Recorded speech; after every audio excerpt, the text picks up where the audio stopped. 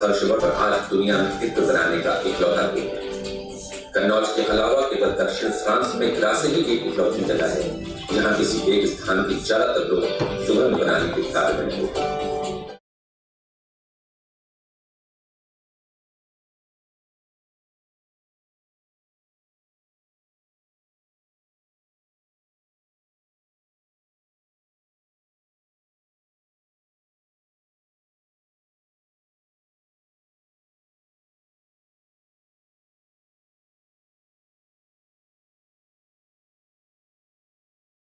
कोई दूसरा केंद्र भारत में क्या दुनिया में कहीं है। यह केंद्र किसानों से लेकर सुगंधित क्षेत्र में कार्य करने वाले उद्यमियों को हर प्रकार की तकनीकी जानकारी व सहायता उपलब्ध कराता है। इस केंद्र पर किसानों को विभिन्न सुगंधित पेड़ पौधों जैसे मेंथा, लेमन ग्रास, स्ट्रोमेला, तुलसी, गुलाब, चंदन, कामारोजा आदि की खेती के बारे में तकनीकी जानकारियां, उन्नत किस्म के बीज व पौधे तथा उनसे संबंधित प्रशिक्षण प्रदान किया जाता है जिससे कि किसान अपनी आमदनी बढ़ा सके। इन सुगंधित पौधों की खेती व तेल निकालकर किसान 30,000 रुपए प्रति एकड़ से लेकर 2 लाख रुपए प्रति एकड़ तक लाभ प्राप्त कर रहा है। पहले हम लोग जो है जुड़े हुए थे अनाज संबंधित खेती से। FABC के जब संपर्क में आए तो यहाँ के पेपरमिंट का जो है हम लोगों को जड़ें मिली और उससे हम लोगों ने बहुत से किसान भाइयों ने सैकड़ों हजारों की तादाद में है उससे जो है जुड़ के उसका उत्पादन किया। अपने जो है इसके सहयोग से प्लांट लगाए और उससे सभी किसानों को बहुत अच्छी आमदनी हो रही है। जब से हम FABC के संपर्क में आए, मेंथा की खेती पेपरमिंट करना शुरू किया जिससे हमें बहुत फायदा हुआ और इसके डिस्टिलेशन लगाए हैं और मैं अपना भी निकालता हूँ तेल और बाकी किसानों का भी निकालता हूँ। अब हमारे क्षेत्र के सभी किसान जो है बहुत पैदावार कर रहे हैं और बहुत फायदा उठा रहे हैं। जो गेंदा की खेती में लोग गेंदा की खेती करते हैं, हमारे आसपास 50 गांव में गेंदा की खेती होती रही है बहुत समय से और लोग फूल बेचते रहे हैं, किंतु जो उसका पेड़ पौधा फेंक दिया जाता था उससे हमने तेल निकाला और तेल निकालने पर उसमें विशेष आमदनी का जरिया निकला। मेरा नाम राम लखन है। मैं बैंक से सुरक्षित सेवानिवृत्ति के बाद इस हर्बल कल्टीवेशन के व्यवसाय में आया हूँ और मैंने FABC से पहले ट्रेनिंग प्राप्त करने के बाद मैंने ये काम शुरू किया और तब से मैं जो है विशेष तौर पे एलोवेरा, सतावर, अकरकरम और तुलसी इनकी खेती काफी बड़े स्तर पर कर रहा हूँ। इनके सहयोग से हम लोगों ने उत्पादकों का समूह बना रखा है और उस समूह से जो है इसकी मार्केटिंग की व्यवस्था हम लोग करते रहते हैं।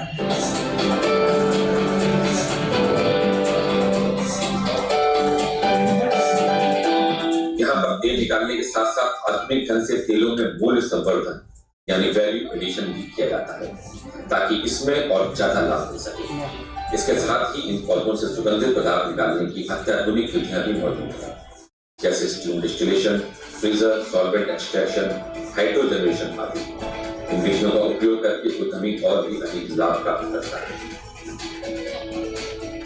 FABC की वजह से जो कि जैसे यहाँ टेस्टिंग सबसे बड़ी समस्या आती है कि यहाँ पर हम लोगों के जो प्रोडक्ट होते हैं संगल ऑयल है और इसेंशियल ऑयल है उनका कहीं पर कोई टेस्टिंग की कोई लैब नहीं थी।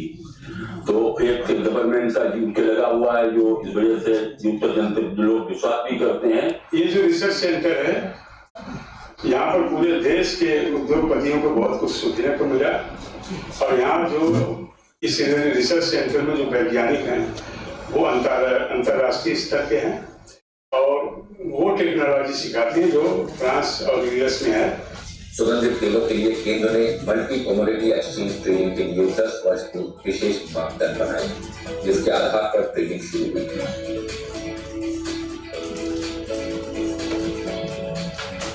और किसानों को 10 से 15% ज्यादा लाभ मिलना शुरू हुआ और मेंथा के बाजार में पारदर्शिता भी आई जिसके परिणाम स्वरूप भारत इस क्षेत्र में 90% भागीदारी लेते हुए दुनिया का सर्वाधिक मेंथॉल मिल्क उत्पादन करने वाला देश बना।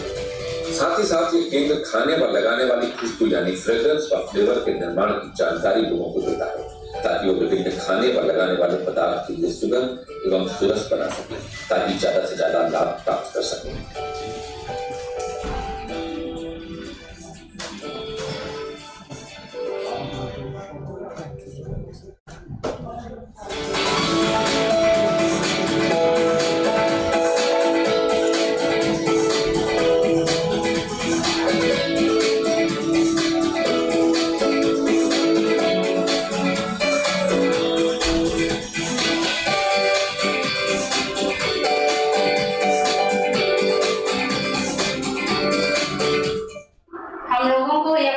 ने 7 दिन तक ट्रेनिंग दी। हमारे काम का अब अच्छा अंजाम है, जैसे प्रदर्शनी महोत्सव में तो हम लोग अपना प्रोजेक्ट ले जाके वहाँ बेचते हैं और जिससे अच्छा पैसा कमाते हैं। सन 2012 में मैंने ट्रेनिंग करी थी FFDC कानपुर यूनिट से।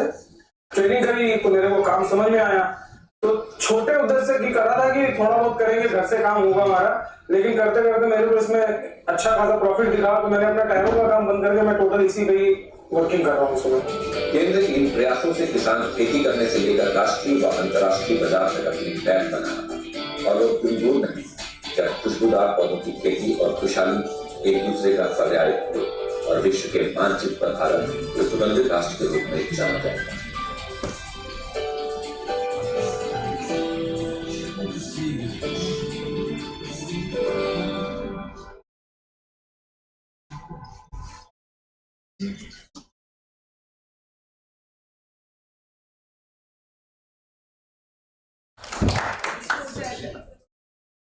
This was an introduction to FFDC, which many people might not be knowing that there is an institute which works for flavors and fragrances. So I request Dr. Madhavi Peters now, who will start her talk with some slides and presentation.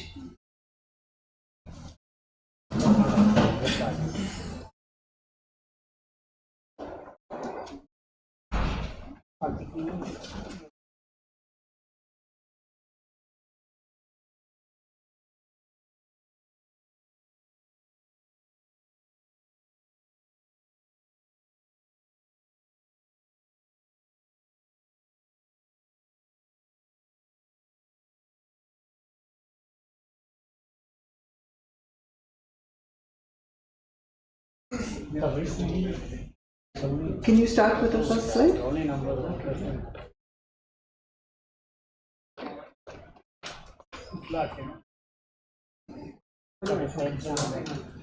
Okay.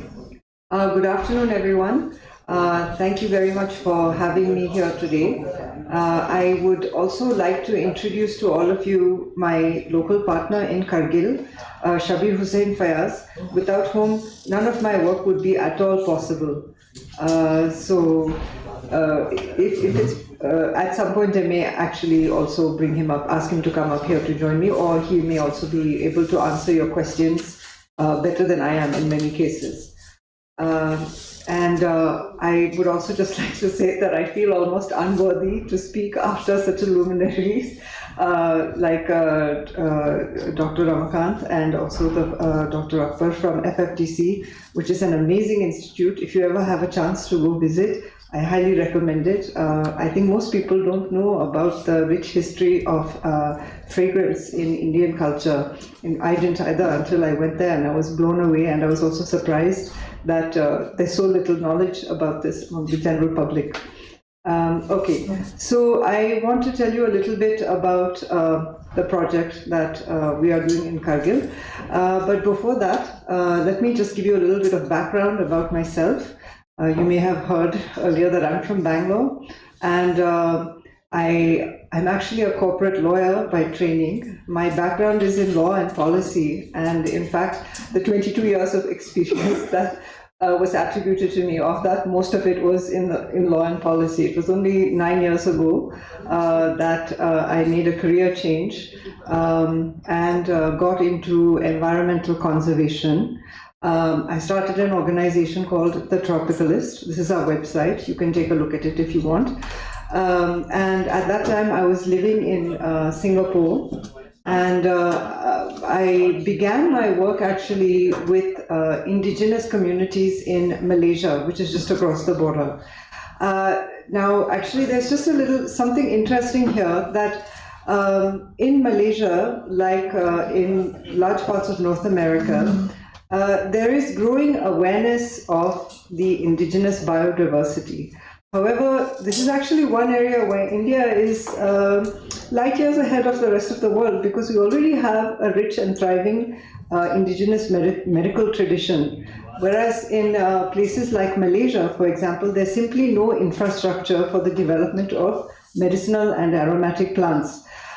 So when we started working with indigenous communities, our thought was, how do we compensate these people for their rich traditional knowledge? So there's something called payment for ecosystem services, and that was sort of the model that we took. Actually, PES is just basically paying people to keep an ecosystem as it is rather than developing it, you know. And the reason they don't develop it in Malaysia and also in the United States and Canada is because, unlike in India, there's no infrastructure for medicinal and aromatic plants. So this is really an area where India can show the world how to proceed. So that's so I started out with the project in Malaysia, and then over time I actually ended up on a hiking trip to Kargil, which is where I met Fayaz Bhai, who is now my partner. Fayaz Bhai is a local of Kargil. He's self-taught. But there is nobody, I would say, whose knowledge of the indigenous medical plants of Kargil, you know, even approaches Fayaz Bhai's knowledge. So, you know, it's he's a great example of how, you know, you don't necessarily need the technical training to do this work. What you need is the passion, you know, and his passion for the native flora of his region, and his desire to not just conserve it, but to build an economy based on it, was actually what inspired me to take action as well. The Tropicalist Trust, my background, as I said, is in law and policy, right? So I have approached this whole project from a more of a development perspective. And basically, you know, this is our sort of credo. We aim to enhance the rich agricultural traditions and natural heritage of the Kargil coal desert by taking an approach called place-based rural development. So in contrast to traditional economic development models, place-based development models emphasize what they call topos, or the place, where societies and culture evolve in response to topographies, and any meaningful attempt at economic development must acknowledge the characteristics and meaning of a place to its own residents as a fundamental starting point. So the objective of place-based development is to enhance the culture within a particular topography, not to displace it with an imported set of norms and practices. Now, this is very important in a place like Ladakh, which is a very delicate ecosystem. And also, you know, there is a lot of anxiety at this moment in time about how they will be able to preserve their culture in the face of increasing development and incursions of people from the rest of India. I think this is also a bit of a concern in Kashmir as well. So, you know, this is actually a great argument for the development of medicinal plants-based industry, because at the end of the day, you guys are the custodians of your traditional knowledge, and you are the best placed to develop it. What you need is somebody to help you with accessing the capital, but that's why you have a wonderful person like Mr. Ishfaq here, who's been a mentor to a lot of entrepreneurs in Kashmir. So I highly encourage that you take advantage of your access to him. Now, when we got started, again, because my background is more law and policy, and I had taken a more conservation-based approach. We initially liaised with a lot of scientists and conservationists in other parts of India. There's a very well-known organization in Bangalore called the University for Transdisciplinary Health Sciences. They do a lot of research on medicinal plants. There's also another organization called the Ashoka Trust for Restoration of the Environment and Ecology, A-TREE for short. And A-TREE also runs a lot of projects throughout India. So we did several exposure visits, and one of them, in fact, we went to A-TREE has a phenological research station in Tamil Nadu. So we had gone there because here's the thing about medicinal plants, as you all know, many of them are endangered. There's a lot of, you have to be very careful when you venture into this area. So it's a good idea to connect with scientists at the beginning of your venture to kind of understand what sorts of conservation challenges you might face in this particular area. I'll get into that a little bit a bit more in a minute. So, as I said, medicinal plants are highly regulated, okay? Especially if you plan on selling to overseas buyers. So within India, I recommend that you familiarize yourself with the India Biodiversity Act 2002 and the Convention on Biodiversity, or the Nagoya Protocol, which has a lot of rules about access and benefit sharing. Now, I just briefly want to talk about this because this is also an important thing to take into consideration with medicinal plants. So there is a long history in India of companies and outsiders coming into areas and taking advantage of traditional knowledge without ever compensating the custodians of that traditional knowledge. This starts from British times, and it was not just in India, but also in like South America and all of that. So as you know, India, being one of the world's 12 mega-diverse countries, has a long and unfortunate history with biopiracy. So typically, as I said, the custodians of traditional knowledge on medicinal plants have derived no monetary benefit from the exploitation of their knowledge by other actors. To give you just one example, in recent times even, I don't know how many of you are familiar with Estee Lauder, the cosmetics company. They have a very high-priced, popular night cream that uses a botanical ingredient that is actually sourced in Kashmir area. I'm sure nobody in Kashmir has actually seen a cent from the sales of Reneutral. So, ABS is designed to correct this wrong, right? Because after all, anybody coming from outside, if they want to know where a particular medicinal plant grows, they have to go through the locals, right? Because the locals are the ones who have been keeping this knowledge alive for so many years. So it is only right and fair that the locals, as I said, the custodians of this traditional knowledge get compensated for it. So now actually India is trying to correct this. So one of the earliest examples of access and benefit sharing in India involves a native medicinal plant species, Trichophus zeylanicus, which is used by the tribal physicians of the indigenous Kani tribe in Kerala. So researchers from Indian scientific institutions convinced the tribal physicians to share their traditional knowledge on this species, and building upon that, they successfully applied for several patents. They then licensed this technology to a large Ayurvedic corporation and proposed sharing the ensuing benefits 50-50 with the Kani tribe. So in a novel arrangement, a trust, the Kerala Kani Community Welfare Trust, was set up for the purpose of channeling benefits earned from the exploitation of the Kanis' traditional knowledge back to the tribe themselves. Okay? So this is an area that you should familiarize yourself with if you're getting into medicinal plants. As a lawyer, they often say, ignorance of the law is no excuse. So, you want to make sure that you're up to date on the regulations.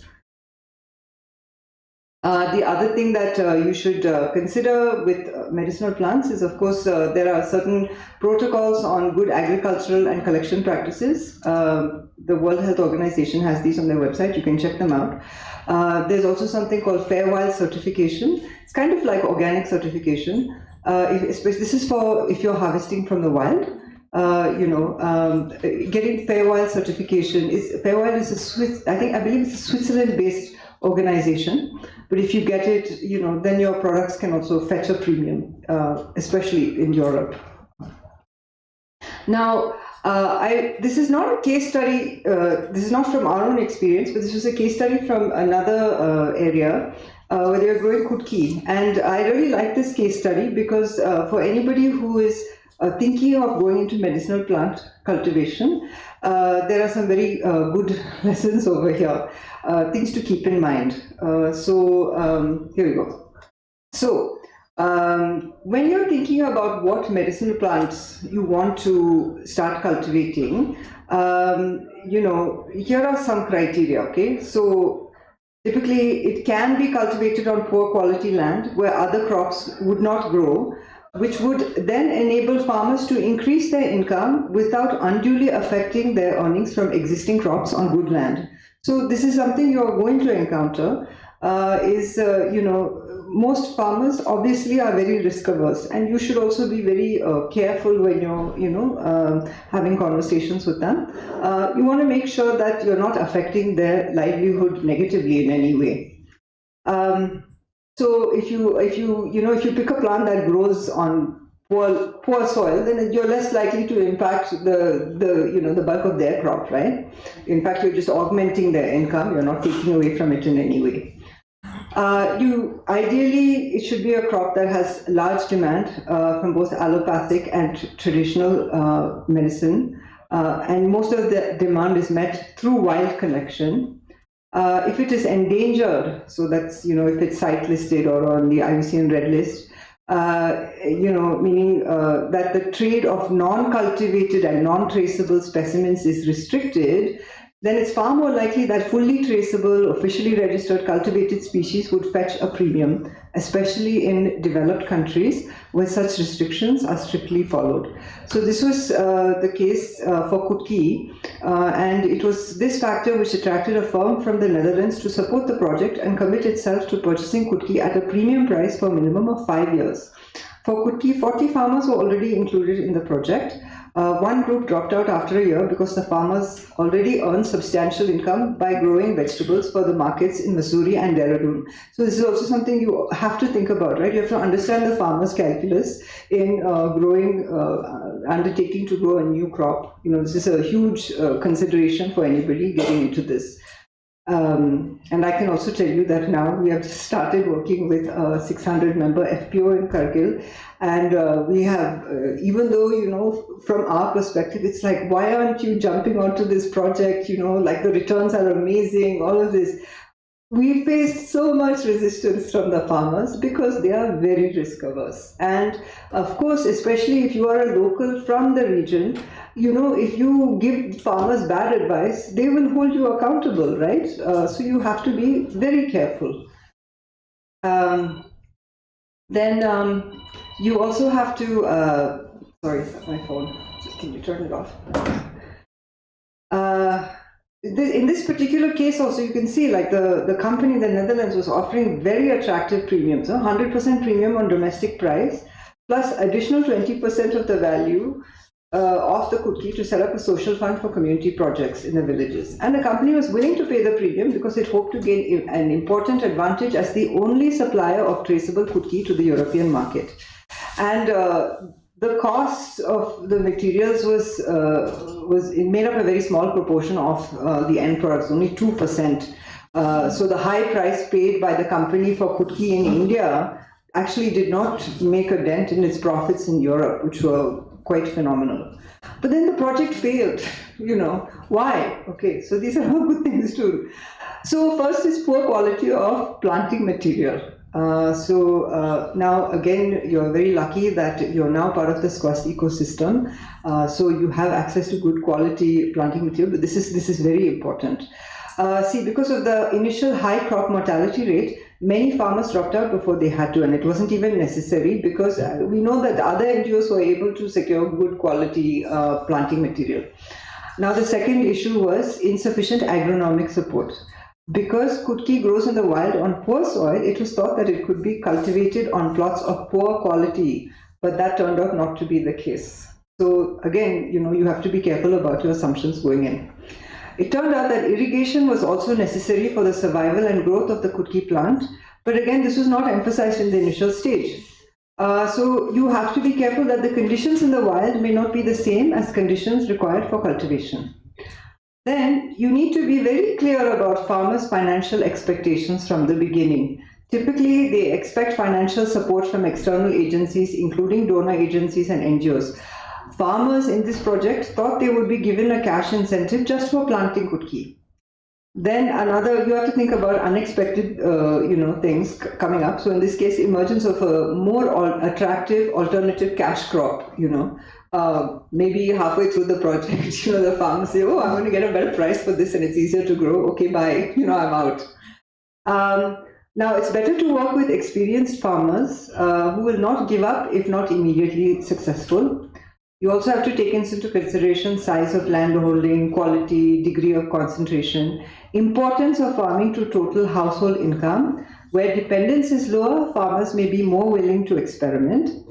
So in sum, poor quality of planting material, uneconomic plot size, as well as poor quality of land and emergence of alternate cash crops were all factors that contributed to the failure of this project. Let's see. Sorry. Okay, so what are the recommendations then? Find good stock planting material and make sure you are partnering with an institute that has expertise in extension work and large-scale cultivation. Focus on a smaller number of farmers who are prepared to cultivate on larger, commercially viable, good plots, large enough to give them an incentive and motivation to look after the field. And third, select the right villages. Make sure that there are no better alternative cash crops both in short and medium term. Okay. So this is why I like this particular case study a lot, because it gave me a lot of things to think about when we started our venture in Kargil.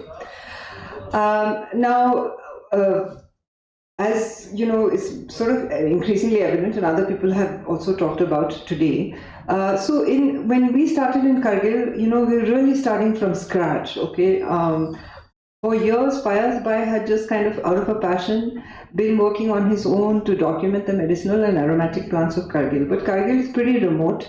And we're not linked into any, research infrastructure or entrepreneurship development infrastructure. So we really had to put a lot of effort into developing that. Now, this is a nice sort of little diagram over here, which shows you all the different components that go into developing a medicinal plant ecosystem. So it's a public-private partnership ecosystem. So on the public side, the government has to play an important role, right? Through agricultural extension, data ecosystem. You may have to apply for geographical indication. Reducing costs for serving smallholding farmers by connecting e-gov services to startups. You facilitate access to credit. So, you have to develop relationships with banks like NABARD or SIDBI. On the industry side, you need to work with partners, well, first for investment, but then technology. For example, in Kargil, we need better technology for cold storage, for harvesting sea buckthorn. So these are the kinds of things that we've been talking to industry partners about. You need distribution networks, again, R&D, startup ecosystem, emerging technologies, digital and high-tech niche services, greenhouses, again, cold storage, that kind of thing. And they bring agility and business model innovations. Then civil society organizations like ours. So we are the development promoters. We promote farmer awareness, consensus building, capacity building, implementation support, and ensuring sustainability. And then lastly, of course, we have academia and research institutions that have the domain expertise and are interested to build collaborative research partnerships with organizations that are working at the grassroots level. So actually, I mean, that's kind of, this is now a really great time to be in this sector because, you know, there's a real spirit of collaboration throughout the country. I have found that it's very easy to network, very easy to find, you know, mentors, people who are willing to mentor you, because we're really building something from the ground up right now. So yeah, so in our case, just to, you know, I'm going to wrap up quickly. I just want to give you a quick rundown of the kinds of things that we've been doing. So as I was first in Kargil in 2016, and that's when I first met Fayaz Bhai.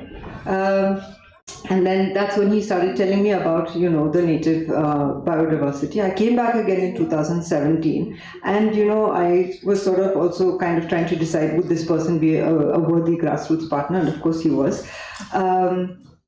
Then in 2018, we did a whole bunch of exposure visits in South India. At least the medicinal plant ecosystem is fairly well developed, so it was very helpful for us to go and visit, you know, sites and universities and develop partnerships. And then we applied and successfully for our first grant from National Geographic. And then a year after that, we got our second grant from the United Nations Development Program for the Secure Himalayas initiative. Now, both the National Geographic and the UNDP grant had documentation of the medicinal plant populations of Kargil was a huge component of that work. So again, like I said, because we are operating in a highly regulated sector, and in Kargil especially, no work has been done till now in documenting medicinal plant populations. We have some, you know, anecdotal evidence that yes, there is a lot of pressure on these plants, you know, that the populations are they're endangered, you know, people are poaching. But especially if you want to get if you want to do this the right way, it's important to get the relevant government departments involved, like the DFO, etc. And you know, you need to have some kind of idea of baseline inventory. You know, like what is the baseline numbers of a lot of the medicinal plant populations that you're dealing with. So you need to be careful whether if you're doing wild harvesting, especially, that you're not, you know, through your efforts, you're not basically driving a population into extinction, right? So you want to do it sustainably. So like I said, a lot of our work for the past few years has been in documenting the species, building up partnerships with research institutions and government institutions. So we've also been developing some international partnerships as well. We've worked with people in Malaysia and in Dundee, Scotland. Another aspect of our work has been educational. So, you know, we also want to build up a pipeline of talent in a place like Kargil. So we have been working in the schools, educating, you know, high school students who are thinking about university. You know, we are trying to encourage them to study pharmacology or to, you know, go to a place like the University of Transdisciplinary Health Sciences, you know, ethnobotany, because we want to develop a local pipeline of talent to come and develop this industry within Kargil. So earlier this year, for example, actually last month, we took a bunch of school kids from Kargil. We had trained them in giving presentations about Kargil traditional knowledge on medicinal plants. So we took them to Delhi. This is a project sponsored by the Australian government. We took them to Delhi, and you know, they spoke very confidently about the medicinal plants of Kargil to you know, international schools in Gurgaon and all of that. So it also gave them a sense of confidence that, oh, you know what, we can do this. Yeah, like I said, so documentation has been a big part of our work. So we worked with University of Transdisciplinary Health Sciences, National Institute for Soil in Leh, and we did this, what they call a conservation assessment management prioritization workshop. basically documenting all the different medicinal plant species in Kargil, and determining which ones are endangered. Fayaz Bhai has also authored a field guide to the medicinal plants of Kargil, UT Ladakh, and to my knowledge, it is the only one of its kind. So anybody who is interested in, working with us to develop our medicinal plant industry, please contact Fayaz Bhai. He's like I said, he's a wealth of knowledge on Kargil's medicinal plants. Now, lastly, this year we have been working on the commercial aspect of it. So as I've said, we've been working on many fronts: education, conservation, documentation, all of it, right? Now this year we have tied up with an institute called the Desert Resources Council, which is based in Rajasthan, but Kargil is also a cold desert. So they work in desert ecosystems, and we've been given approval in principle to set up sea buckthorn and apricot processing cluster in Kargil, Ladakh, and we are getting funding from MSME to do this. Now I won't bore you, but what I will say is that these kinds of grants, okay, they're given out to FPOs, and the idea is that you work, the FPO committee is somehow able to put together, a 200-page DPR with a detailed project report with reporting requirements that have been laid down by accountants from EY, Ernst & Young, so the standards are incredibly high. Now, if fate had not brought me to Kargil, it is highly unlikely that anybody in Kargil would have, even thought of applying for this grant. Now, these grants are amazing because, obviously, medicinal plants are kind of a risky investment, especially in border areas like where we work. But, so when the government goes in, then afterwards private sector will follow. So these grants, and find a development partner to help you write and apply for these applications, right? These GPRs. Like I said, it's been so much work, it's taken us the better part of a year to do it. But like I said, it's a large amount of money that we probably could not have gotten from anywhere else. So if you would like to know more about our experiences with that, or how I'm happy to again give my number to Dr. Rafiya, and any of you guys can contact me, and we can talk a little bit more about my experiences in that regard. Okay, thank you very much. I won't bore you.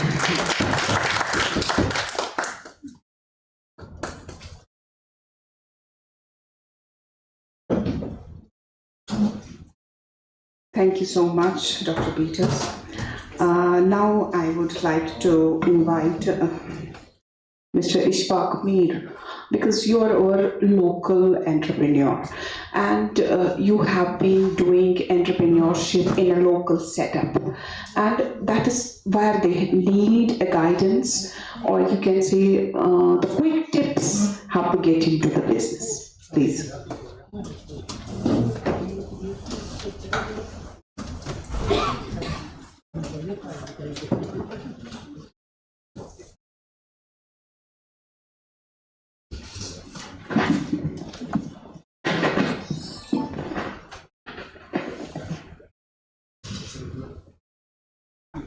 So I was not expecting this, but anyway, I'll give you my little bit of my understanding. Firstly, I understand most of your aspirants, except for one or two people who have started. You have done very well, like you have a large number of products, but the rest of you're still starting, and some are in the backward integration part, aggregating, producing. आपका मेरे को याद नहीं आ रहा है. Would you grow, right? Yes. So there are two parts. One is the business part, the management part, the sales part. We have now a few entities here who can help you from 0 to 1. So you might be new in business, not having an understanding of the market or how where to first counseling, how to set up a management, what is the requirement, help you with a business plan, sharpen it. Uske liye, we call it the 0 to 1 plan.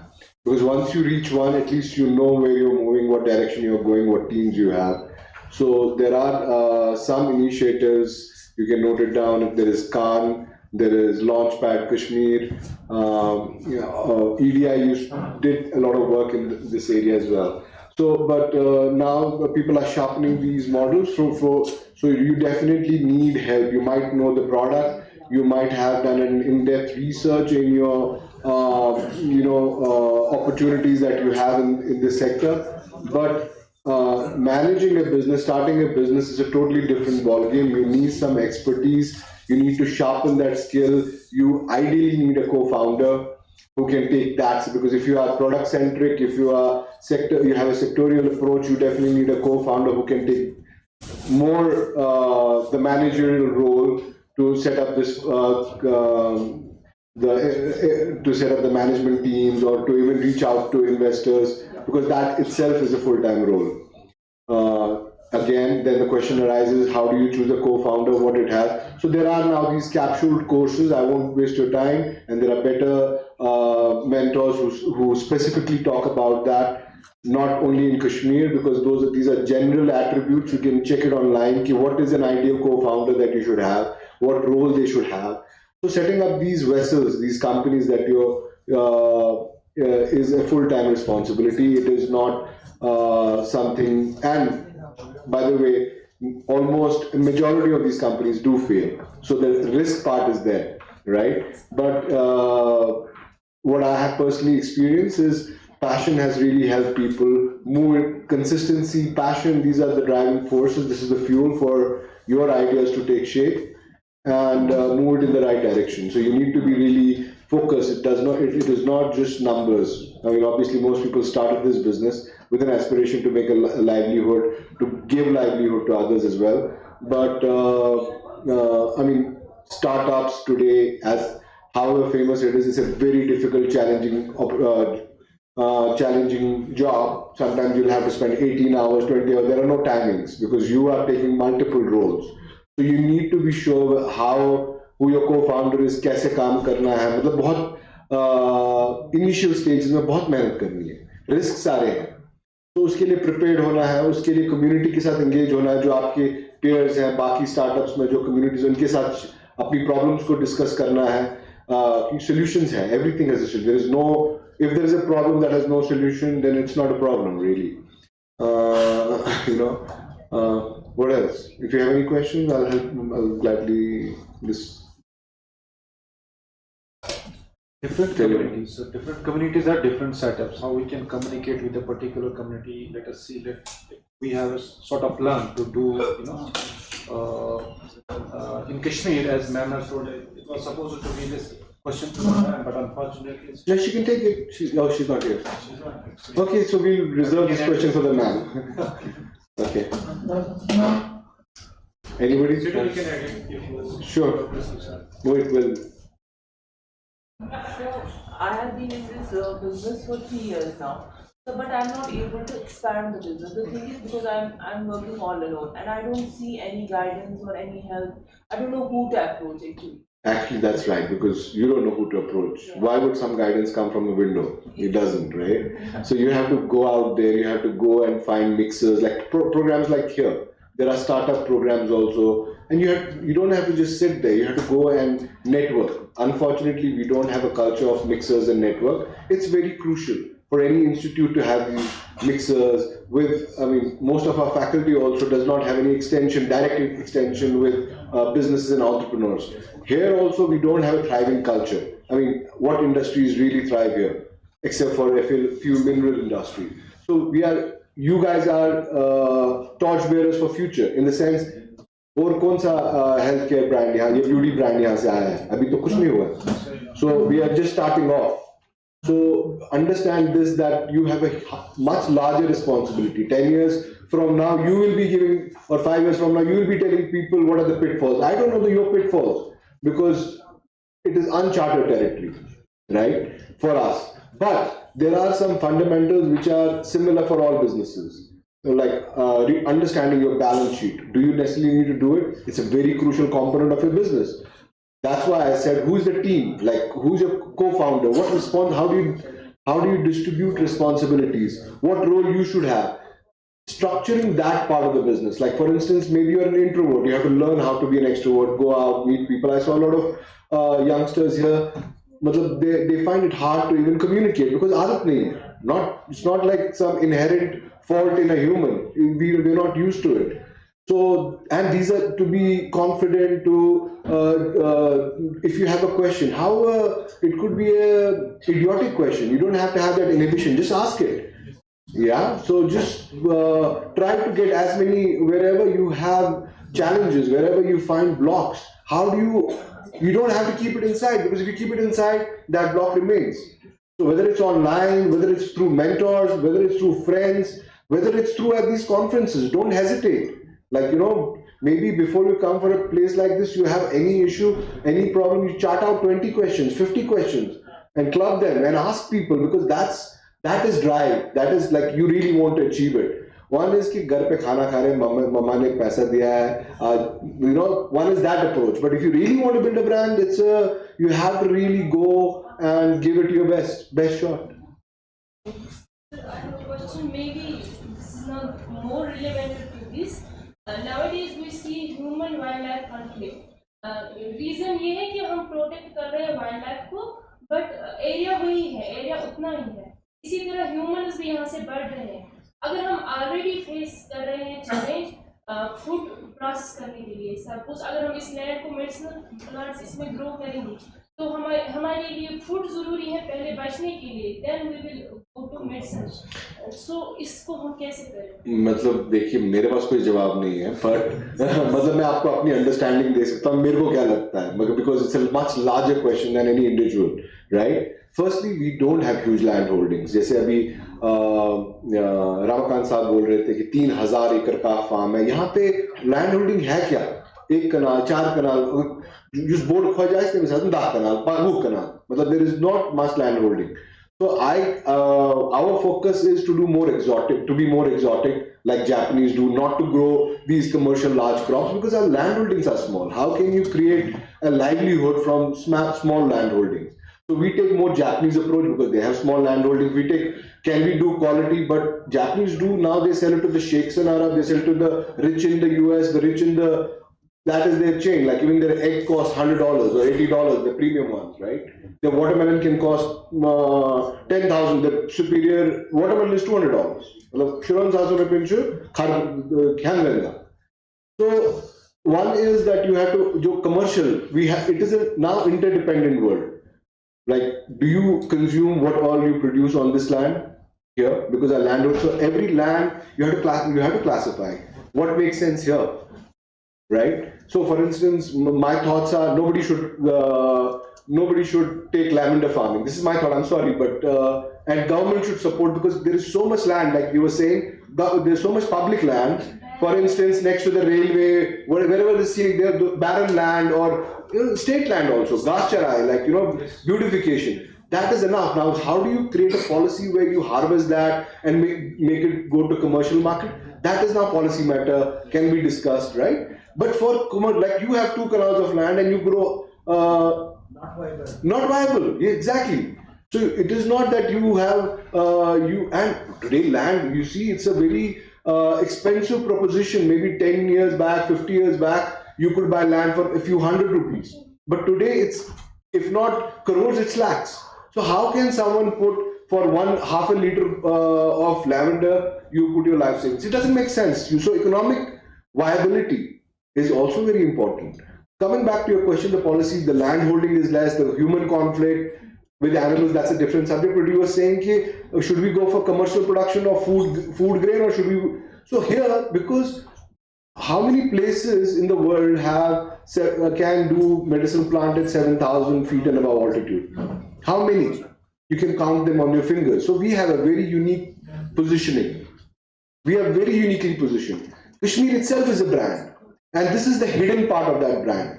And when it is completely understood by you guys, and then you create these honest pitches, honest brand positioning for yourself, I think we are ready for a really high rise. These are my thoughts. Can I answer? Please go ahead.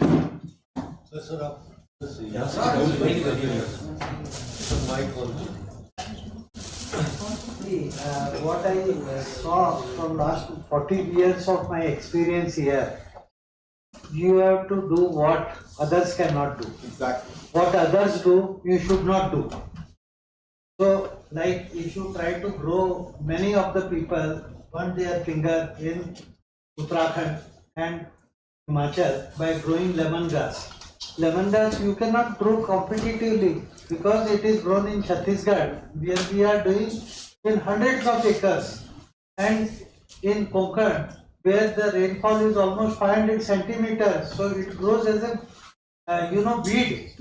So instead of growing weed, what we did, we grown mango, we grown cashew nut, or we have not grown. Even these crops are not viable.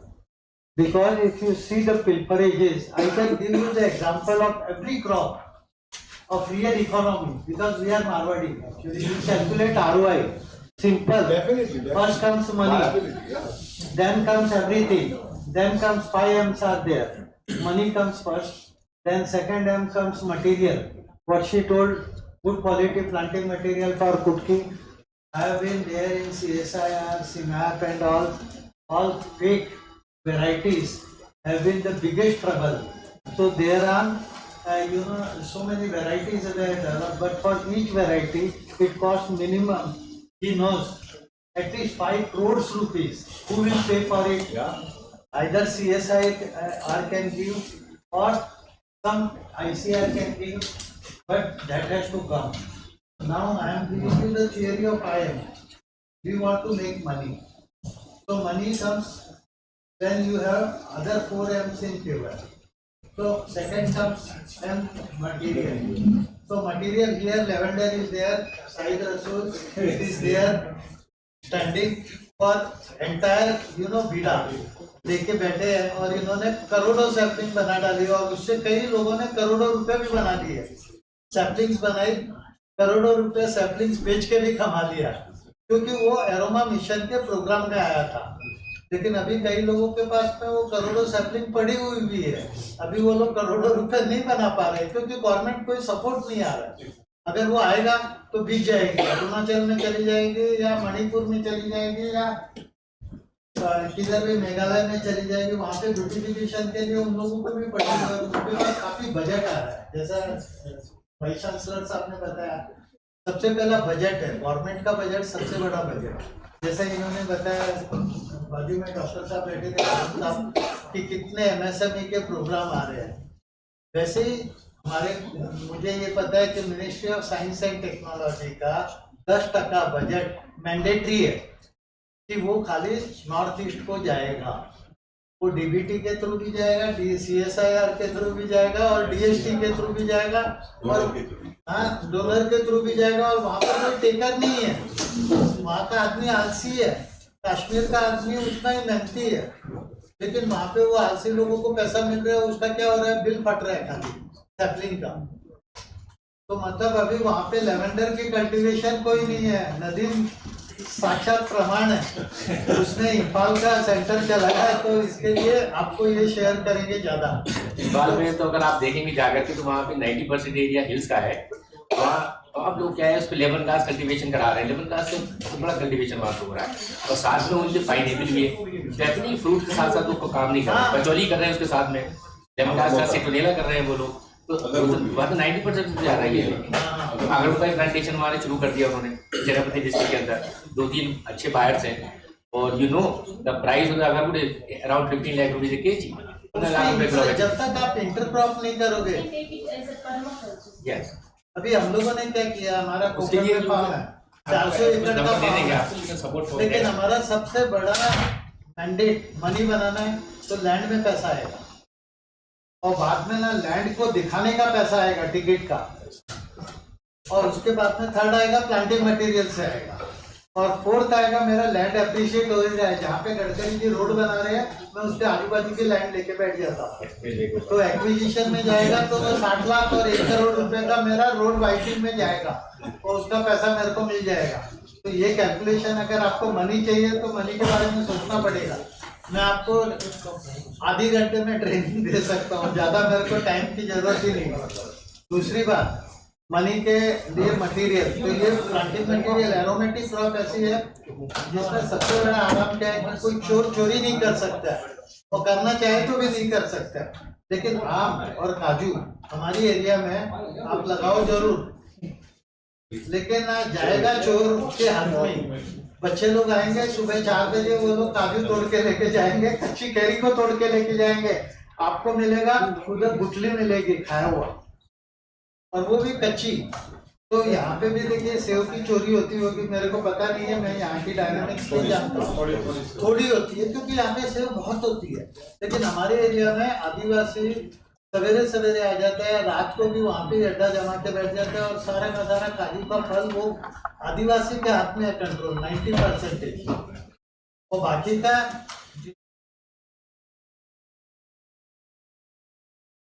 काजू है वो सस्ता import होता है। तो जो आदमी काजू कोकड़ का दिखा के बेचता है और साउथ अफ्रीका का बेचता है वो ज्यादा पैसा कमाता है। तो ये ट्रिक ऑफ द ट्रेड है। तो मटेरियल हुआ दूसरी चीज। अभी काजू और आम में लगाऊंगा तो चोरी होगी, तो मैंने क्या लगाया कि अगरवुड लगा दिया, सैंडलवुड लगा दिया। वो चोर क्या चोरी करेगा, उसको 20 साल लगेगा और वो कोई पहचान ही नहीं पाएगा। और उसमें इंटरक्रॉपिंग कर दी मैंने, 3 टायर 4 टायर 5 टायर इंटरक्रॉपिंग कर दी।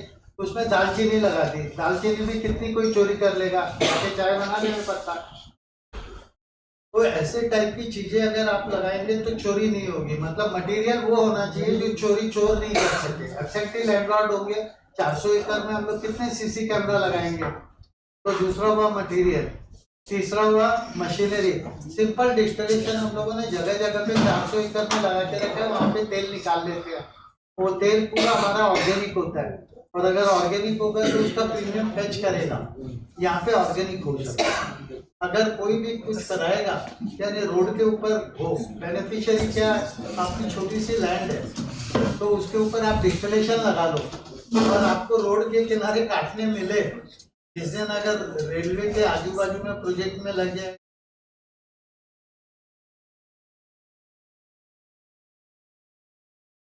जैसे फ्रेंच गवर्नमेंट जितना भी लेवेंडर लगाता है पूरा पैसा रिम्बर्स करती है, उनके टूरिज्म आता है, उनकी इकोनॉमी उसी पे चल रही है।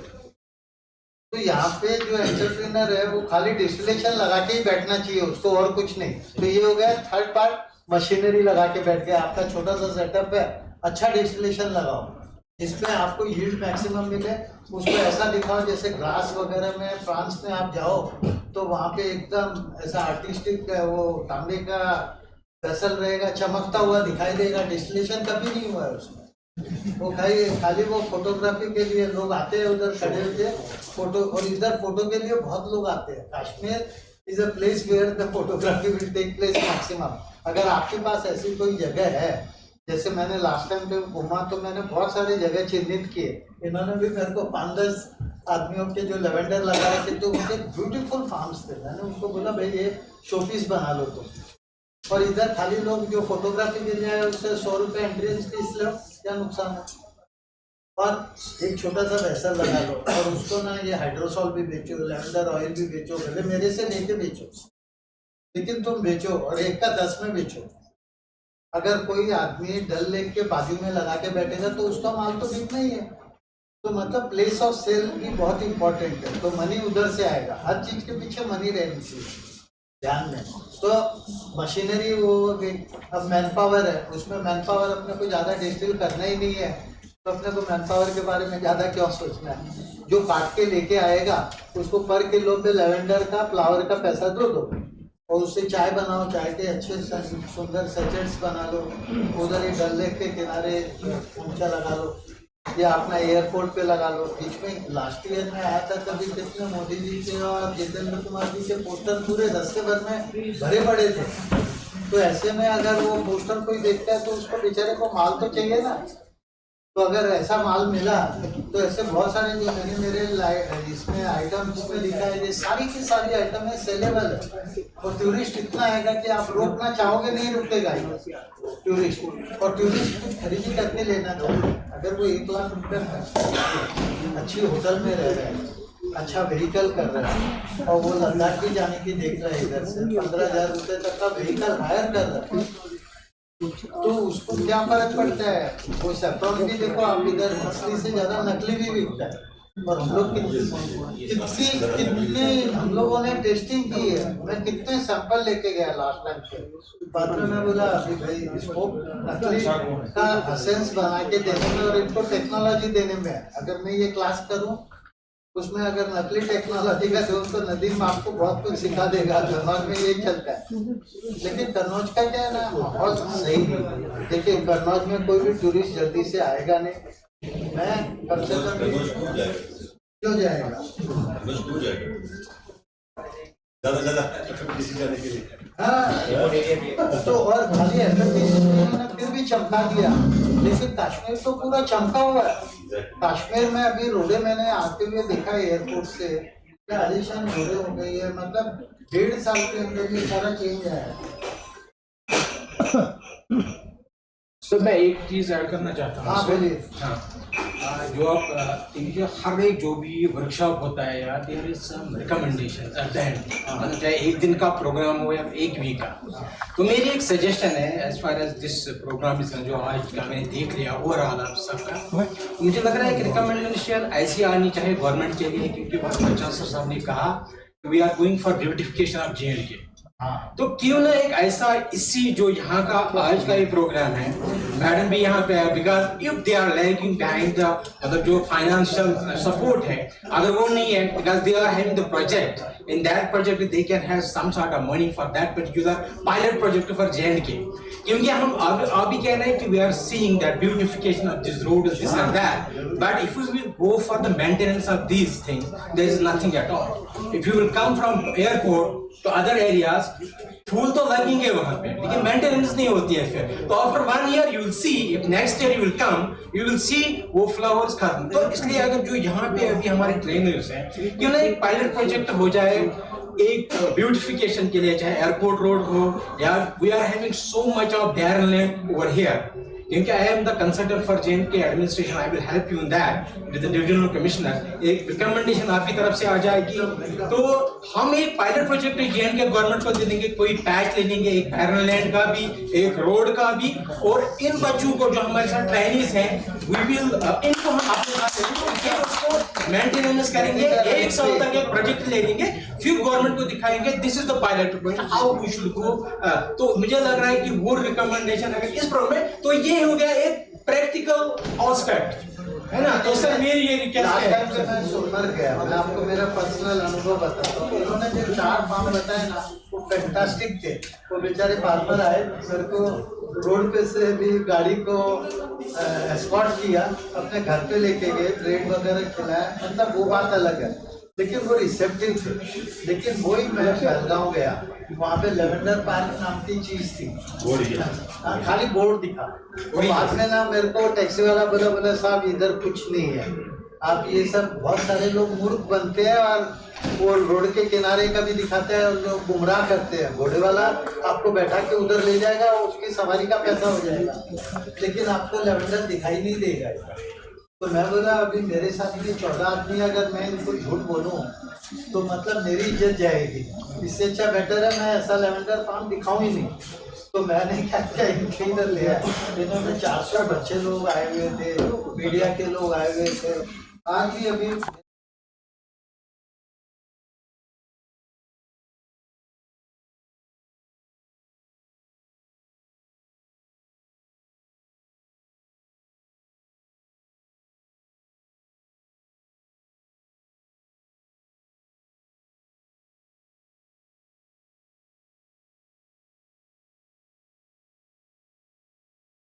टाइकून्स लोग जो बम्बई में बैठे हैं, उन लोगों को अगर बुलाएंगे अपन, उनको समझाएंगे, उनको अच्छे ढंग से पेश करेंगे हमारी चीज कि हमारे पास क्या चीज है।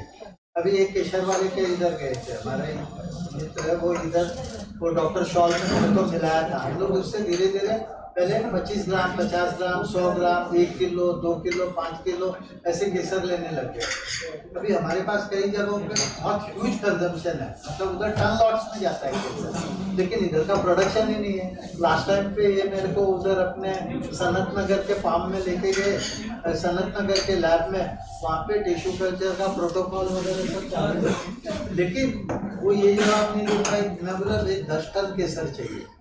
ये 2 थाली इंडस्ट्री वाले हैं जो 5-5 टन अकेले उठा लेते, हमारे जर्दे वाले इतने तगड़े हैं, लेकिन इतना प्रोडक्शन है नहीं। अगर वो बढ़ाया जाए यहाँ पे, इसके लिए मैंने वही आइटम सिलेक्ट करके मेरे प्रेजेंटेशन में डाली है, जिनका ह्यूज वॉल्यूम है। जैसे आपने बताया लेबेरी बेसिकली सी बकथॉर्न की इतनी वैरायटी है, इतना अच्छा काम DRDO ने किया हुआ है, इतना अच्छा। वो अब्बास का जिसका नाम मैं बता रहा था, वो वहाँ पे लद्दाख में लेके नज़दीक में उसका सेटअप है, खुद मिलिट्री का आदमी था, इसके लिए उसने सेवा भावना से 10 आदमियों को लगाया। वो बोला मेरा ये नहीं की है कि मैं 100 आदमियों को, मेरे गांव के आदमियों को काम दूँ तभी मेरी जीवन सफल हुआ, नहीं तो मेरा जीवन बेकार है। मैं तो खाता हूँ, मेरा कोई तकलीफ नहीं है। वो बंदा गाड़ी चला के लाया इधर लद्दाख से ऑल द वे बॉम्बे में, और जब भी उसका माल कुछ नहीं बिका ना, क्योंकि उसकी पॉकेट पिटी हुई थी, पिछड़ी हुई, अब कौन लेगा? अब वो ऐसे छोटे छोटे कप में लोगों के मुंह में डाल रहा है, तो वो मतलब बम्बे में तो वो शैंपेन का छोटा कप हो और वो दे तो वो में भेज देता था, लेकिन देखो उसकी गलती नहीं। बम्बे में मैंने उसको बोला, अरे तू नेक्स्ट टाइम आया बस तो मेरे को तो बोल देना, मैं तेरे लिए सारे ढंग का मतलब इधर तैयार रखूंगा, तो तेरा माल अपन 5 गुने में बेचेंगे।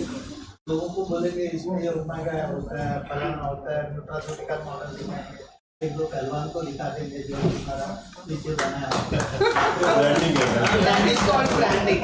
So I'm happy to announce that we have Mr. Mohammad Adil from Small Industries Development Bank who joined us. He will quickly tell you about the schemes or financing. Yes, sir. शुक्रिया, thank you. Very good evening, मेरा नाम आदिल है।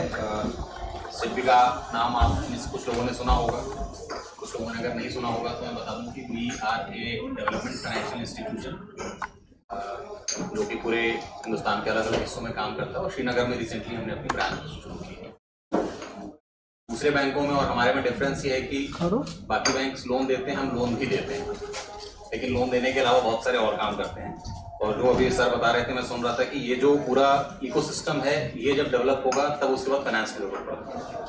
And finance is something which will drive you if you want to do the entrepreneurship, you want to do your small businesses and all those things. So I will not go into detail कि कौन सी schemes हैं, हम क्या कर रहे हैं, but चूंकि student community यहाँ पे है और बहुत सारे ऐसे लोग हैं जो अपना बिजनेस शुरू करने को सोच रहे होंगे, and when we interact with the universities, colleges, तो उनके दिमाग में अपना कुछ बिजनेस करना है, ये प्रायोरिटी लिस्ट में नहीं रहता है। प्रायोरिटी लिस्ट की अगर हम बात करें तो प्रेफरेबली गवर्नमेंट जॉब मिल जाए, अगर गवर्नमेंट जॉब नहीं मिलती है तो प्राइवेट जॉब मिल जाए, प्राइवेट जॉब भी नहीं मिलती तो कहीं और काम मिल जाए, लेकिन अपना कुछ करना है ये लिस्ट में नहीं है। उस लिस्ट को ऊपर करने के लिए we are working with a lot of institutions. यहाँ पे जेएनके के कॉन्टेक्स्ट में 2 इंस्टीट्यूशंस हैं जिनके साथ हम काम कर रहे हैं, एक IIM जम्मू के साथ और एक Islamic university of science and technology. इन दोनों के साथ मिलकर हमने एक कोर्स शुरू किया है जिसको हम करते हैं स्किल टू एंटरप्राइज। अगर आपके पास कोई स्किल है और आपको पता है कि मुझे इसी लाइन में आगे जाके बिजनेस करना है, तो उसको बिजनेस में कैसे कन्वर्ट करें। IIM जैसे इंस्टीट्यूट्स को हम इंकरेज कर रहे हैं कि what you are teaching in MBA in 2 years, can you customize it for us, जो हम 3 महीने में डिलीवर कर सकें, और 3 महीने में हम जो थ्योरेटिकल इनपुट दें उसके बाद 1 साल तक का हम उनको हैंड होल्डिंग सपोर्ट दें थ्रू इंडस्ट्री मेंटर्स। तो अगर किसी बच्चे ने कहा कि मैं केसर में काम करना चाहता हूँ, अगर किसी ने कहा कि मैं किसी पर्टिकुलर फील्ड में काम करना चाहता हूँ, उससे रिलेटेड जो इंडस्ट्री के एक्सपर्ट्स हैं वो उसको अगले 1 साल तक गाइड करेंगे। तो आपके पास बहुत सारे स्टूडेंट गढ़वाल यूनिवर्सिटी से, पन्नगर यूनिवर्सिटी से, इधर अपने स्टेज पर अपने चांसलर से, तो वो हमारे पास प्रिंट आती है और उनको हम लोग रखते हैं, और वो बच्चे 1 महीने के अंदर उनकी वैल्यू इतनी बढ़ जाती है कि उनका जो टेक ऑफ सैलरी है, अगर सैलरी भी तो मतलब So this is what we are looking कि जहाँ पे अगर आप लोग अपना बिजनेस शुरू करना चाहते हैं, वन इज दैट की क्लैरिटी ऑफ थॉट होगी भाई हम क्या करना चाहते हैं, और उसके बाद इस तरह के कोर्सेज में आपका एनरोलमेंट हो, यहाँ पे आप बिजनेस करना है। क्योंकि जब आप बैंक के पास लोन लेने जाते हैं तो बैंक आपसे 10 तरह के सवाल पूछता है, और जो हमारा रिजर्वेशन बोलिए या फिर हमारा एक परसेप्शन अबाउट बैंक बोलिए कि बैंक से लोन नहीं मिलेगा, या मिलेगा भी तो वो कुछ कोलेटरल मांगेगा, कुछ सिक्योरिटी मांगेगा, 10 तरह की चीजें हैं। तो वो सारे मिथ्स को हम तभी ब्रेक कर सकते हैं जब हम उस लाइव एनवायरनमेंट में वो डेमो दे पाए। तो ये 3 महीना हम इसीलिए तैयार कर रहे हैं कि 3 महीने में आप जब बिजनेस प्लान लेके बैंक के पास जाएं तो आप कॉन्फिडेंट हो, आप उसको बताएं कि भाई अगर हमारा 100 रुपए का बिजनेस करना है तो 30 रुपए मेरे पास है, बाकी 70 रुपए मैं बैंक से लोन चाहता हूँ, इक्विटी क्या होती है, लोन डेट क्या होता है, so all those things you can explain to them. दूसरा एस्पेक्ट ये है कि जिस तरह से अब डिजिटल इंफ्रास्ट्रक्चर हर जगह क्रिएट हो रहा है, तो फेसबुक इंस्टाग्राम के इस दौर में हर आदमी चाहता है कि सब कुछ ऑनलाइन हो, और कोई नहीं चाहता कि बैंक विजिट करना पड़े, बैंक जाना पड़े। तो उसके लिए भी we are working pan India, एक वेबसाइट है जो आप लोग देख सकते हैं, online PSB loan. Online PSB loan पे हमने पूरे बैंकिंग प्रोसेस को डिजिटलाइज करने की कोशिश की है कि if you have a good business plan, if you are a good ITR return, अगर आपका सिविल स्कोर अच्छा है तो जिस तरह से क्रेडिट कार्ड वाले कॉल करके आपको बोलते हैं कि कार्ड ले लीजिए, वैसे ही बैंक में भी आप अपना डॉक्यूमेंट जमा करें और बैंक आपको बोल सके कि हाँ ठीक है, सारी चीजें ठीक है, we can give you loan. So this is one of the mechanism which we are trying to develop की how we can use online infrastructure। अभी आप लोग स्टूडेंट हैं, ग्रेजुअली मतलब you are entering into the business, बहुत सारी चीजें जो है वो अब आजकल डिजिटल होने की वजह से फॉर्मल डोमेन में आ गई हैं। तो बिजनेस जब तक आप अपना पैसा लगा के कर रहे हैं और आप बैंक से लोन नहीं ले रहे हैं तो उसको फॉर्मल नहीं भी बनाएंगे तो चल जाएगा, लेकिन जैसे ही आप बैंक के पास जाते हैं everything needs to be documented. तो अगर आप कहते हैं कि बिजनेस अच्छा चल रहा है तो उस अच्छे की डेफिनेशन आपके पास होनी चाहिए। उसी तरह से जैसे हमारा आधार होता है, हर बिजनेस का एक आजकल उद्यम नंबर होता है, which is nowadays kind of mandatory if you want to avail any of the government schemes। तो जब आप बिजनेस करने के लिहाज से सोचते हैं, so get your entity registered as a Udyam number, get your CIBIL score good. अगर आप बैंकिंग ट्रांजेक्शन करते हैं तो कोशिश करिए कि सिविल स्कोर आपका उससे इंप्रूव और अच्छा रहे, और फिर उसके बाद जब आप बैंक के पास जाएं तो उस कॉन्फिडेंस के साथ जाएं कि मैं ये बिजनेस करना चाहता हूँ, this is the equity I have and this is the support I required। So rather than having ambiguity, you go with a clear thought, and these kind of courses which we are trying to do with IIM Jammu and IUST will help you। I will not talk into detail about city schemes and all, क्योंकि आप website पे जाके देख सकते हैं और चीजें जो, because we don't do the mill of the things कि जो बाकी बैंक कर रहे हैं हम भी वही कर रहे हैं। हमारा फोकस एनर्जी एफिशिएंसी पे है, रिन्यूएबल एनर्जी पे है, हमारा फोकस मशीनरी फाइनेंस पे है। सो ऐसी कोई भी चीज आप करना चाहें, so will be happy to help you, will happy to support you. You can visit our website and I will share my details with ma'am, so you can also contact me। Finance कर रहे हैं sir, you require machinery।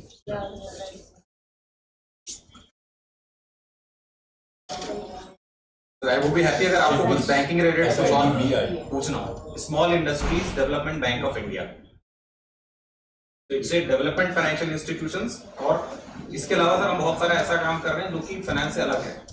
तो यहाँ के context में पिछले 3 साल से हम लोग टूरिज्म सेक्टर में काम कर रहे हैं, because we see there is a huge potential in tourism sector.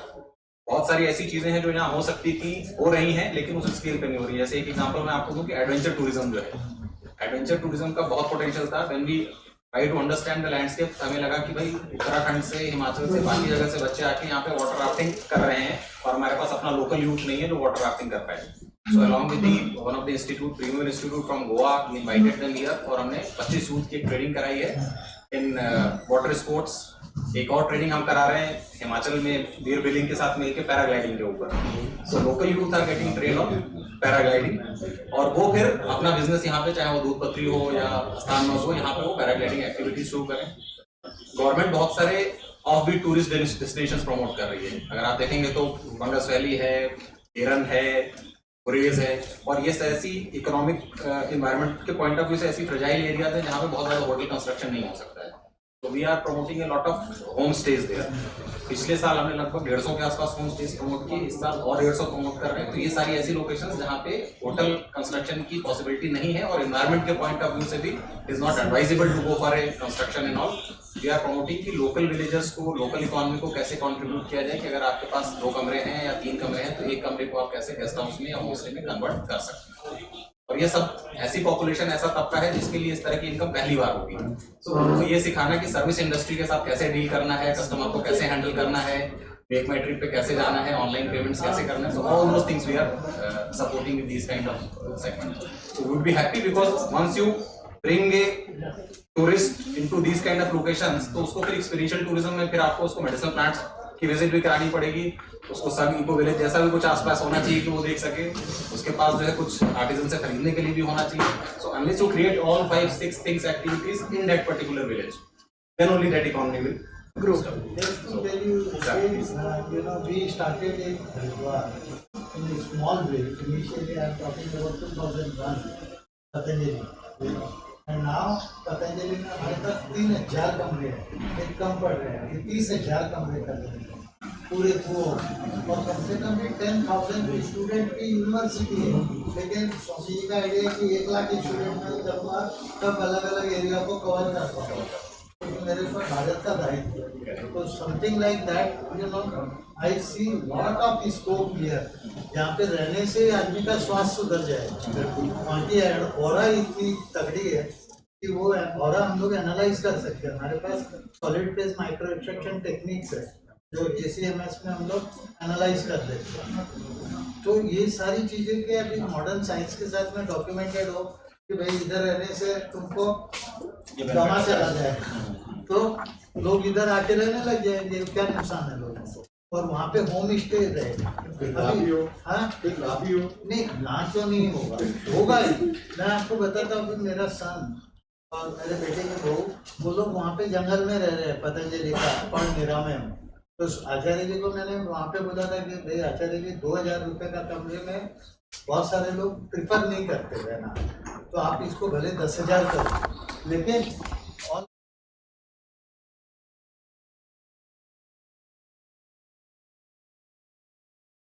मैं 50,000 का कमरा करूंगा और कर दिया होगा.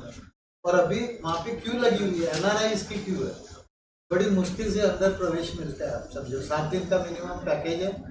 तो this kind of tourism, this place is ideal. यहाँ पे पटनी टॉप में मैं पुरानी बात बताता हूँ, वहाँ पे सीडर की स्मेल आती है, वो इटसेल्फ इज बहुत हीलिंग है.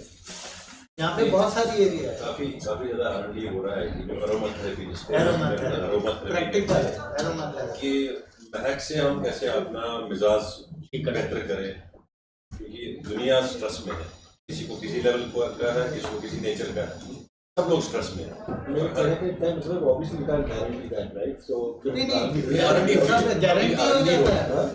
हम लोगों के पास अभी आप आओ कभी हरिद्वार में, मैं आपको दिखाऊंगा न्यूरोलॉजिकल प्रॉब्लम्स. हमारे इधर पतंजलि में ऐसे स्वामी जी भी पहले बोलते थे, लेकिन अभी उनके पास में एक अनुराग वार्ष्णे नाम का आदमी है, वो 50 आदमियों को लैंडबैक्सी से लेके आया और फार्माकोकाइनेटिक्स पूरी स्टडी करके हर चीज का साइंटिफिक डॉक्यूमेंट देते कि भाई तू इधर रहेगा 7 दिन में ये होगा, ये दवाई ले लेनी काढ़ा P.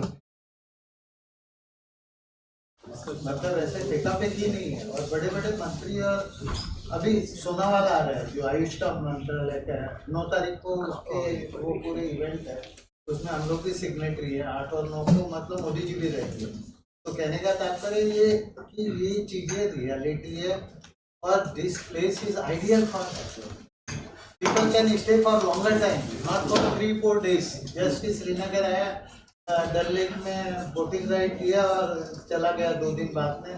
That should not be the way. अभी हरिद्वार में लोग आ रहे हैं 1 लाख कमरे.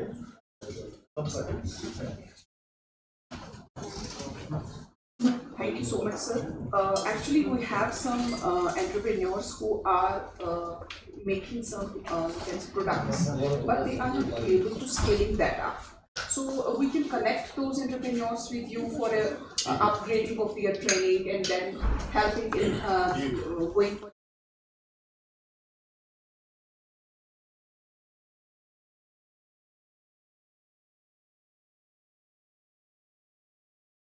Small clip of 5 to 6 minutes of lavender. Please run that.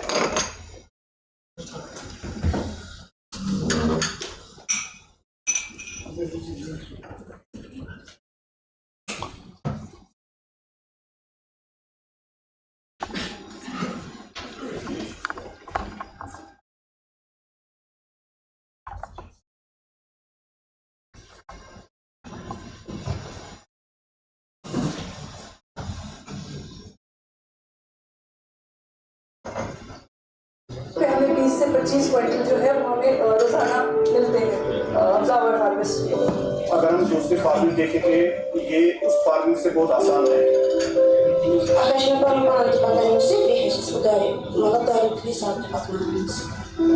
अच्छा खासा मेरा बिजनेस अच्छा जाने से मैं गेटिंग गुड रिस्पॉन्स और मैं 5-6 लड़कियों को आगे सपोर्ट कर पा रही हूँ।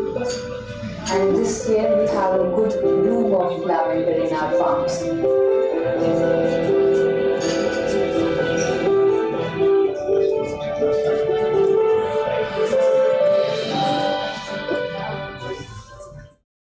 The field station at Baroda, Pulwama is one of the largest field stations of CSIR Indian Institute of Integrative Medicine, Jammu, spread over 200 acres. At Baroda, research and development for technologies on production and post-harvest management of various medicinal, aromatic, and other industrial crops is pursued. These developed technologies are eventually disseminated to farmers, agri-entrepreneurs, industry, and other stakeholders.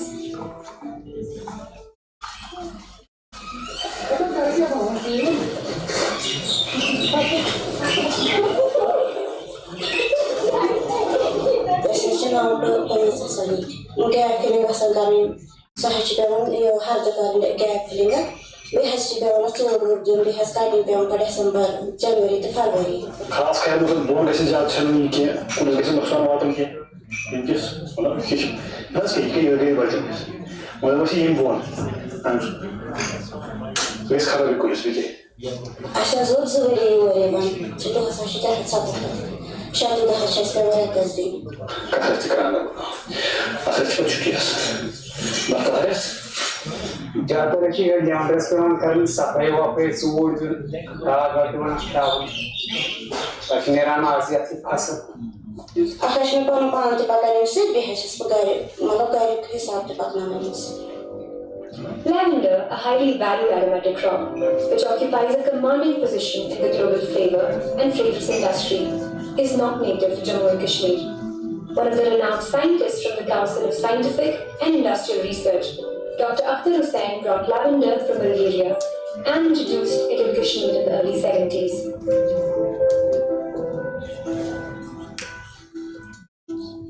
वो जो जमीन थी वो बेकार थी, उसमें पहले कुछ बादाम के दाने के बाद में वो खत्म हो गए थे, वो बेकार पड़ी थी। तो जब ये हमने लगाया तो आज हमें अच्छा लगता है क्योंकि उसमें अच्छा पैसा आता है। बेकार जमीन में अगर इतना अच्छा पैसा आएगा तो हमारे लिए बड़ी अच्छी बात है, क्योंकि अगर हम दूसरी फार्मिंग देखेंगे ये उस फार्मिंग से बहुत आसान है। 2-3 दिन का बड़ा काम होता है, ज्यादा से ज्यादा 2-3 दिन का काम होता है। We have 2 farms. One is at Tara, Fakir Gujri, and one is in Dudpatri. So there mainly our major crops are lavender, which we have grown. This is the second year for that crop establishment. And apart from that, we have rosemary, we have rose.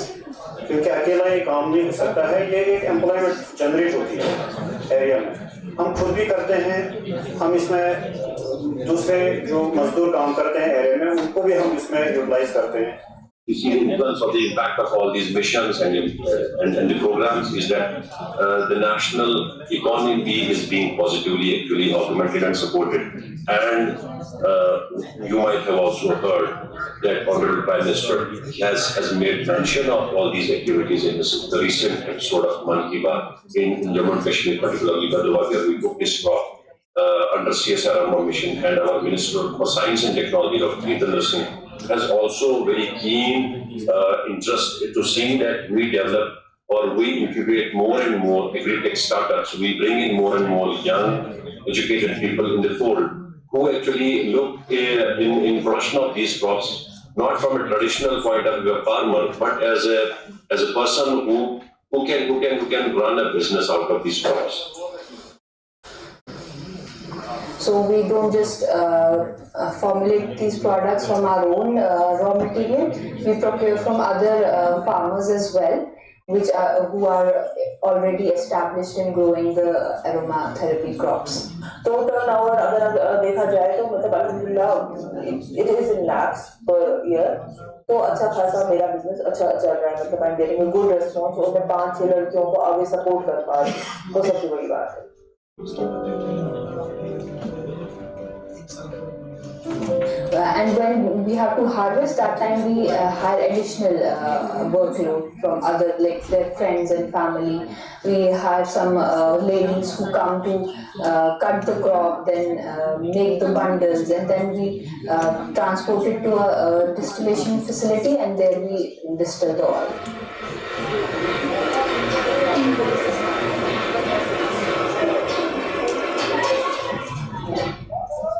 ऐसे average पे हमें 20 से 25 quintal जो है वो हमें रोजाना मिलते हैं फ्लावर हार्वेस्ट के। करीबन 6 से 7 क्विंटल हम एक बैच में डाल देते हैं और हमारा रोजाना के तौर पे हम लगभग इसमें 10 से 25 लीटर जो है वो हासिल करते हैं। So the steam that we require to heat the water of the material that's inside this steam jacket of this distillation unit is generated from this boiler. This boiler actually we heat up with the direct fire, जो हमारा ईंधन होता है firewood, उससे इसको गर्म करते हैं and all across this plant जो हमारी ट्यूब्स जो है स्प्रेड है, ये ट्यूब्स के जरिए वो कन्वे करते हैं स्टीम को। स्टीम जनरेट करने में हमको लगभग 2-3 घंटे लगते हैं। जब हम बॉयलर चलाते हैं उसके बाद 2-3 घंटे लगते हैं स्टीम जनरेट करनी हो। जब हमारी स्टीम, हमको लगता है कि हमारी स्टीम जनरेट हुई, उसके बाद जो मटेरियल है उसको हम इस वेसल में डालते हैं और उसको बॉयल करते हैं। वहाँ से जो आप देख रहे हैं ये तेल जो है हम वहाँ से हमारा वहाँ सेपरेट खाना है, वहाँ से कलेक्ट करते हैं वो। इस ऑयल को हम पहले बेसिक हाइड्रो स्टीम डिस्टिलेशन से एक्सट्रैक्ट करते हैं और उसके बाद इसमें जो है काफ़ी सारे और प्रोसेसेस चलते हैं जिसको हम वैल्यू एडिशन कहते हैं।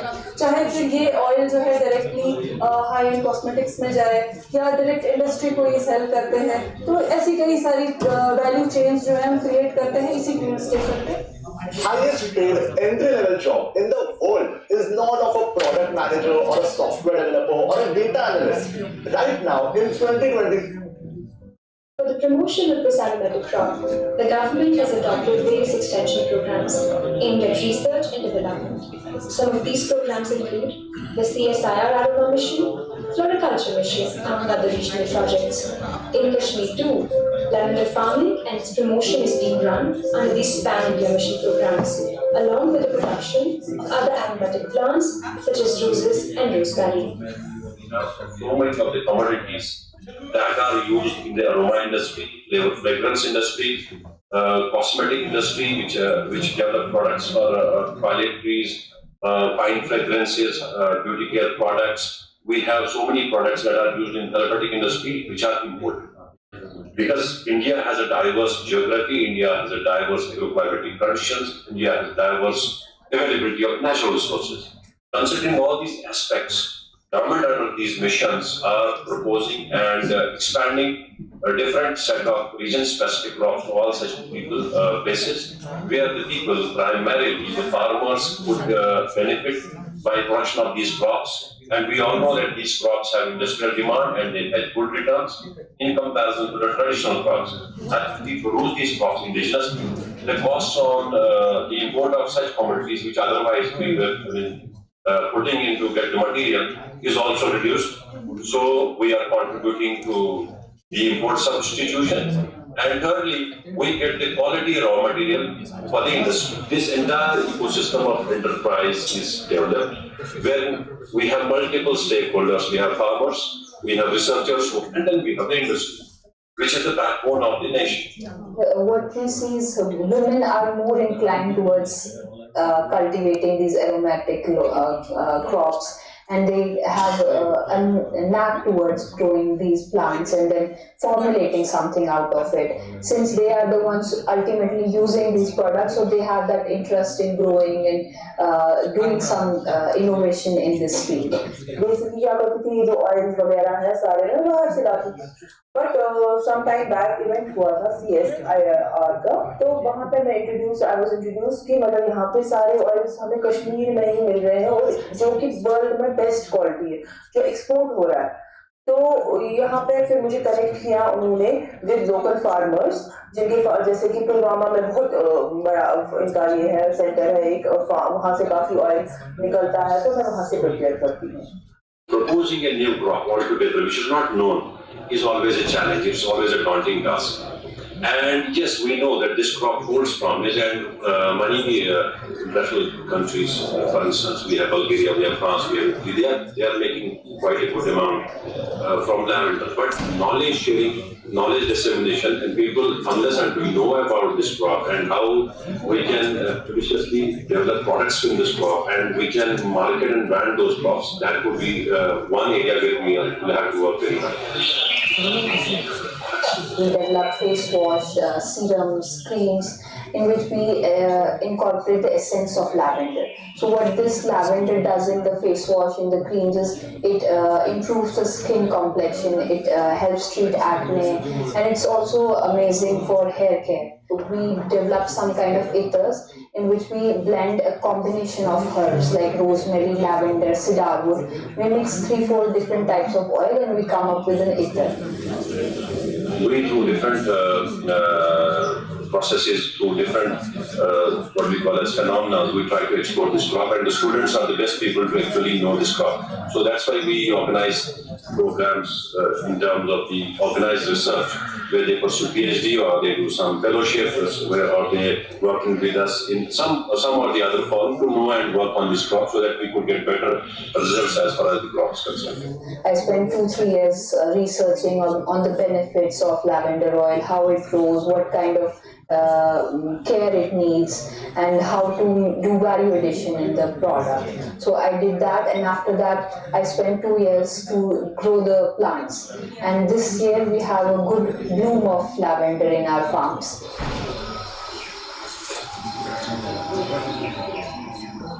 When we, on contrary, cultivate all these crops, for instance, lavender, rose, and other crops, which do not require any agrochemicals for maintaining good crop health and achieving good crop yields, then we are actually another way providing a situation or creating an enhanced habitat for these honeybees. That's why you see a lot of swarms of honeybees around us, and we have maintained some 500 colonies of hives of honeybees. The Institute under CSIR Floriculture Mission provides hand-holding to farmers through capacity building and training programs for the production of quality honey, and is expected to fetch good returns, considering its nutraceutical properties and flavor. We under different projects and missions look forward, and our ministry is also very keen to see that agriculture is actually brought into that startup ecosystem, and we find more and more agriculture startups coming our way, and so that we in agriculture sector also can imagine of having unicorns.